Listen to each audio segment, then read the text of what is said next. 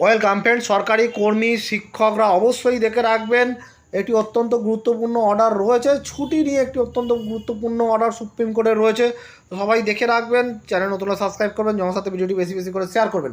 দেখুন, আজকে supreme court থেকে একটি অর্ডার এসেছে। সুপ্রিম কোর্ট একটি রায় দিয়েছে, যেটা এ রাজ্যের সঙ্গে সম্পর্কিত না হলেও সুপ্রিম কোর্টের যেহেতু রায়, এটা কিন্তু রেফারেন্স হতে পারে।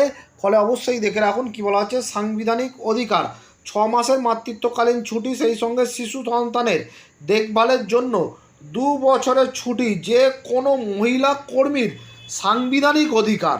আর সেই ছুটি মঞ্জুর না করা আদতে তাকে কাজ ছাড়তে বলারই সামিল। এক মহিলা আর্জির শুনানিতে সোমবার এমনই মন্তব্য করেছেন সুপ্রিম কোর্ট। তার অসুস্থ সন্তানের দেখভালের জন্য ছুটি চেয়ে সুপ্রিম কোর্টের দ্বারস্থ হয়েছিলেন হিমাচল প্রদেশের এক কলেজের অধ্যাপিকা। এই পরিপ্রেক্ষিতে প্রধান বিচারপতি DY চন্দ্রচূড় এবং বিচারপতি JB পাটদিওয়ালার ডিভিশন বেঞ্চ এই মন্তব্য করেছে। সেই সঙ্গে হিমাচলের সরকারকেও প্রয়োজনীয় নির্দেশ দিয়েছেন।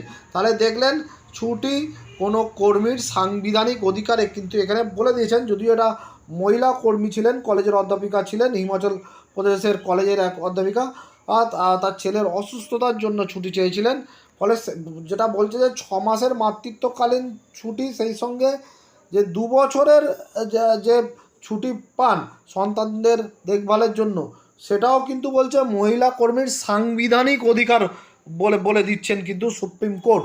মানে এইটা কিন্তু যে কোনো রাজ্যের কর্মচারীদের ক্ষেত্রে কিন্তু রেফারেন্স হয়ে যাবে।